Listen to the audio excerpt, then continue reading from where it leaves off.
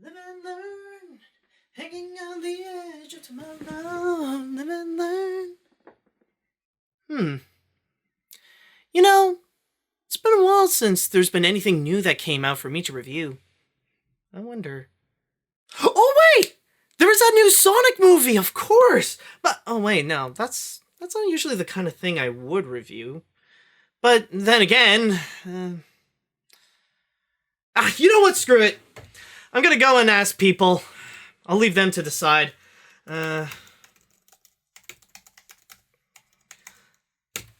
we go. Now, we wait. Would they even want to know my thoughts on the movie? Probably not. This is probably just a dumb idea to begin with.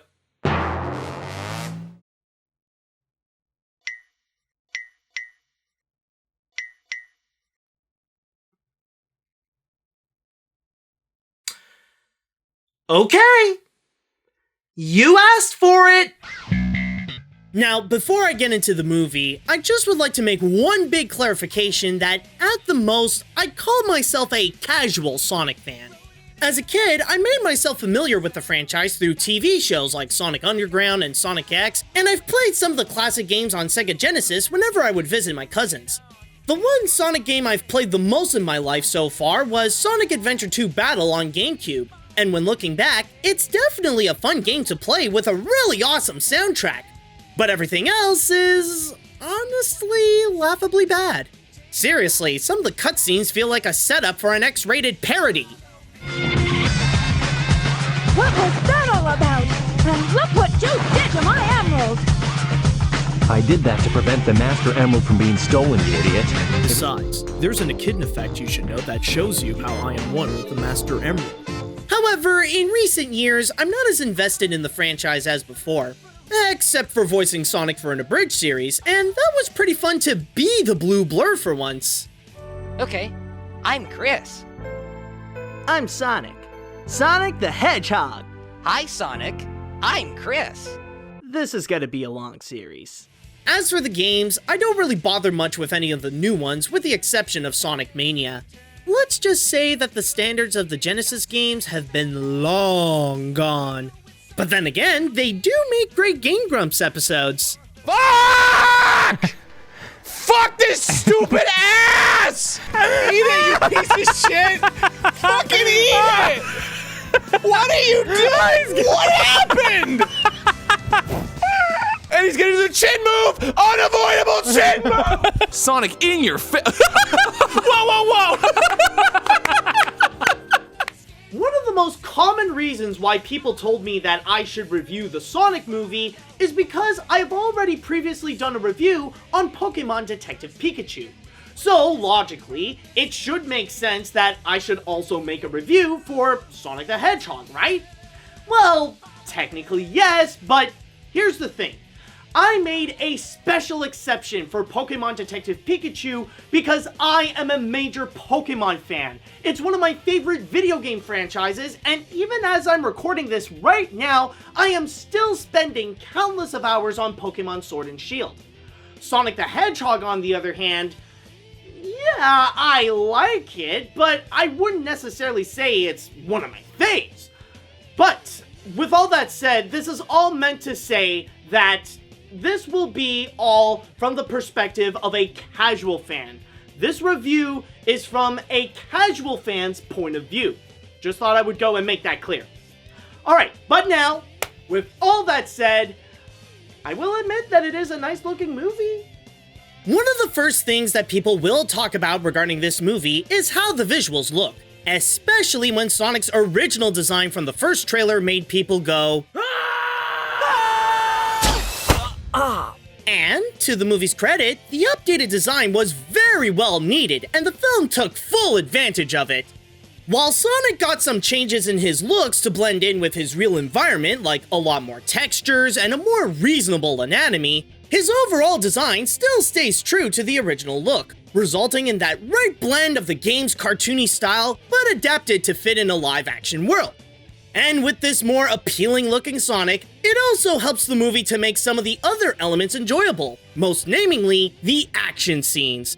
There's no surprise that this feature contains a lot of action, like fighting off Robotnik and some chase scenes. But what makes them stand out is how they all play with Sonic's speed. While most of the time his abilities are used for comedy purposes, it's when they are presented in the more intense moments that bring the spirit of the classic games to life, prominently using his signature moves for that sense of reality that helps the movie feel engaging. Here comes the boom! How are you not dead? I have no idea! But Sonic cannot take all the credit for making his own movie fun, because if there is one person that is able to outshine the Blue Hedgehog, it's undeniably Dr. Robotnik, played by Jim Carrey. Imagine all the years he must have bottled up his comedic side during his recent pursuit for more serious and dramatic roles. In this film, Carrey lets it all out to deliver a performance that's so over the top to the point that it even rivals his acting in Ace Ventura and The Mask. Maybe some will be put off by it and find him overbearing, but for the most part, he brought what people love the most about his comedies, and he looks like he's having the time of his life with it. Considering he is an egotistical mad doctor, he fits the role well and immediately becomes the show stealer the second he's on the screen. Not to mention that the CGI around him is also great, from his high-tech lab to all the creative robots and machines he deploys in order to take down Sonic. Just like the Blue Blur's design, Robotnik is a great highlight of this movie, and I'd even say that the best jokes all come from him. I was not expecting that. But I was expecting not to expect something, so it doesn't count. As a Sonic movie, it does deliver on what people want to see the most. It's Sonic going fast and using his abilities to take down Dr. Robotnik, along with the added bonus of Jim Carrey's signature goofball comedy, all presented with some well-crafted and great-looking CGI. The Sonic movie definitely does deliver on the Sonic. Too bad that it doesn't deliver much on the movie, though. As fun as the Sonic elements can be, when discussing about how this is as a movie, that's when the high speeds aren't as fast or exciting as they seem. When you take away the Sonic the Hedgehog theming, you end up with just another generic supernatural buddy movie where this average straight man teams up with the non-human star of the feature in order to achieve the latter's goal while they both form a friendship. And considering how they got James Marsden pairing up with Sonic, it's hard to not make the comparisons with Illumination's Hop, where he's virtually playing the same role. It results in the story to feel completely unoriginal, predictable from top to bottom, where it's almost as if the script was recycled and slightly updated to include Sonic. The only thing I can think of that was unexpected is when the film starts by introducing Sonic's mother as a giant owl. Speaking of which, that's another thing that can have issues. Yes, it's cool to see Sonic in his own major motion picture going as fast as the speed of sound. But eventually, the novelty wears off pretty quick because the references to the games are mostly limited to just the two leads. To have a better understanding of what I mean, take a look at Pokemon Detective Pikachu. What made the novelty of being a video game-based movie stronger there is that the film doesn't just have a couple of characters, but rather an entire world to play around with, keeping the wonder alive with every scene and every new Pokemon they continuously introduce. While this one may be limited to what they could use from the first game, all it really has is Sonic and Dr. Robotnik. And you can only do so much with them until you get used to seeing them doing the same things, with Sonic running fast and Robotnik deploying his robots. You're right. It was lame. Gift shop was cool, though. And then there is the humor outside of Jim Carrey. While I wouldn't say that all the jokes fall flat, they are relatively mixed.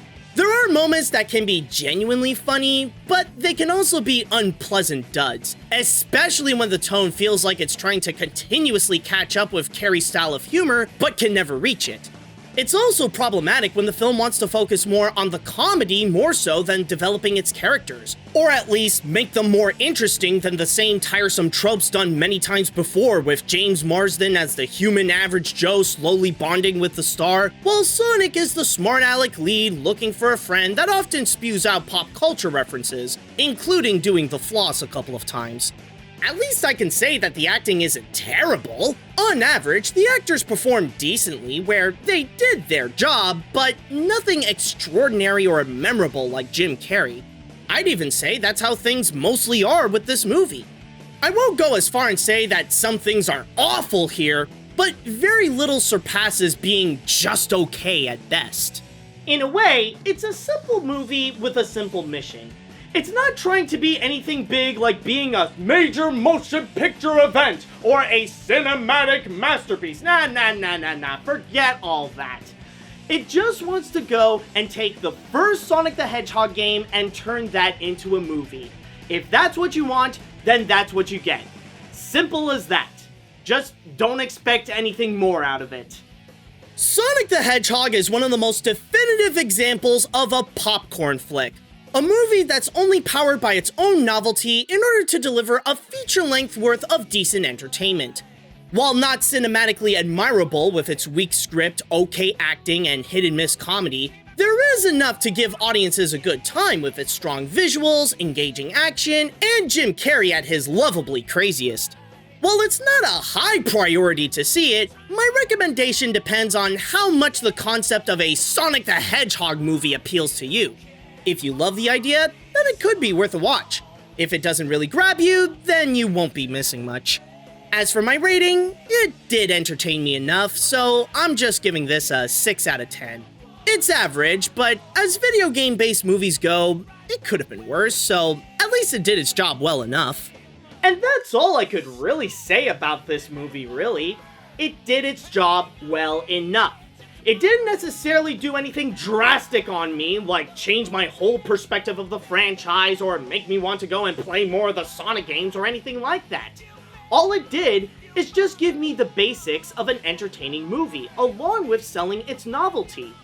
It gave me Sonic the Hedgehog in a movie, it gave me some good laughs with Jim Carrey's antics, and it gave me some cool action with some nice looking CGI. Yeah, sure, it barely gave me anything else, but I guess I can't really ask for anything more. It promised me a Sonic movie, and I got a Sonic movie. At least I got something out of it. See you later, dudes. Oh, wait a minute, there is one more thing I almost forgot to mention. And, at least for me, I think this is a pretty important thing to note about this feature that I'm sure a lot of people might ask, but I just need to say this. Unfortunately, no. Jim Carrey does not say Pingus. In fact, it's actually extremely rare that you would find any references to the Sonic memes.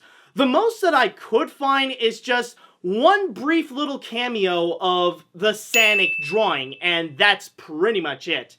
Other than that, you don't expect any of, like, the memes being referenced or anything. Alright, I thought it would be important to just mention that. Alright, anyways, yeah, the review is done. See you later, dudes.